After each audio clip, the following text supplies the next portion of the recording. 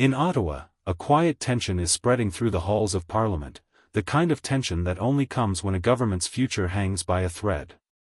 And today, every whisper, every vote, every hesitation leads to one question gripping the nation: will the budget survive, and will Mark Carney's strategy hold the line? Because make no mistake, this is not just another financial plan. This is the moment that decides Canada's direction: stability or chaos, progress or paralysis. And as parties take positions, change loyalties, and calculate risks, one man's economic blueprint is being tested like never before. The day begins with the same headline flashing across Canada: final budget vote today. Outcome uncertain. But behind those words lies a storm. The government's budget, crafted with months of analysis, global forecasting, and strategic discipline, calls for targeted spending to protect Canadians from economic shocks triggered by U.S. tariffs, while cutting waste and restructuring federal departments to save billions. It's a plan that took courage. And courage is exactly what the opposition does not want Canadians to see. Because today, the drama is not just about numbers. It's about political survival. For Mark Carney, the architect of the plan and the stabilizing force behind the government's economic direction, this is the moment where leadership is measured, not in speeches, but in outcomes.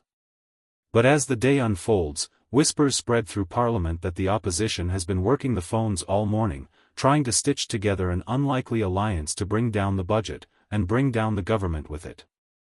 If the motion fails, Canadians head to a sudden election. If it passes, Carney's long-term strategy gets the green light. The Liberals gained one more seat after a former Conservative MP crossed the floor earlier this month. His reason was simple: he said Carney was the only person in Ottawa actually thinking 10 years ahead. But even with that addition, the government remains short of a majority, and the balance of power rests in the hands of parties that have not yet decided their fate. Across the aisle, Conservative leader Pierre Poilievre announces, again, that his MPs will unanimously oppose the budget. Not because they've read it carefully, but because opposing is easier than planning. He claims the strategy is reckless, even while quietly admitting to advisers that Carney's numbers are technically sound. But Poilievre knows something else: if the budget passes, Carney's credibility grows. And that is a threat. The Bloc Québécois declares they are prepared to vote against the government, without hesitation. The Greens demand more climate funding and hint they may reject the plan. And so, by mid-afternoon, all eyes shift to one place. The NDP. The party that has the votes to decide it all, but not the unity to agree on what to do. Interim leader Don Davies says the NDP has serious concerns, but he also knows Canadians don't want another election. He knows that rejecting the budget risks backlash in key ridings. He knows that voting against it could be seen as throwing the country into political chaos at a fragile moment. And Carney? He remains calm, even as pressure builds. He steps in front of the cameras and reminds MPs that the budget is not about politics, it's about Canada's future. He warns that delaying action now would only make challenges harder later. And privately, insiders say he delivered a message behind closed doors that struck MPs deeply. History does not reward those who play games when the country needs grown-ups. By late afternoon, rumors swirl that some NDP MPs are leaning toward abstaining, an act that would let the budget pass without directly supporting it. Other MPs insist they need more concessions. And one surprising detail begins circulating: several NDP ridings are set to benefit significantly from new healthcare and housing allocations in the budget, allocations that were designed with surgical precision. The tension grows as the vote approaches. The opposition rallies, convinced the government is weak. But inside Liberal offices, a different energy emerges: determination. MPs speak quietly about the responsibility they carry, and about Carney's steady hand guiding them through global turbulence. As evening approaches, Canadians tune in. Phones buzz. Reporters sprint across the foyer. Leaders huddle in corners of the chamber, performing last-second calculations. And then, unexpectedly, word leaks out. A handful of NDP members are considering breaking with their caucus to abstain.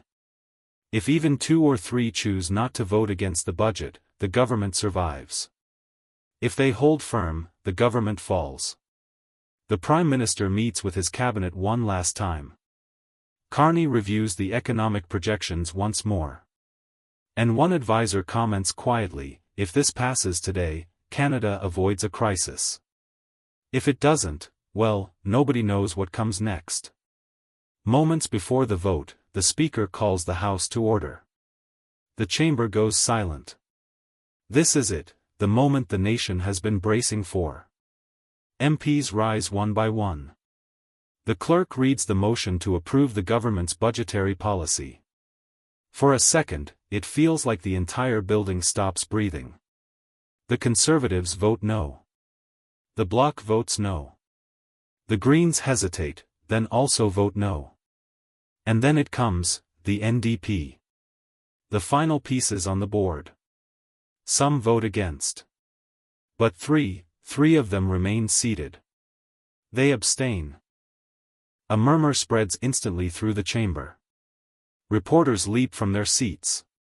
Government benches erupt. The budget survives. Carney's strategy stands. It is a razor-thin victory, one that will be studied for years, but it is enough to keep Canada moving forward. Enough to avoid an election.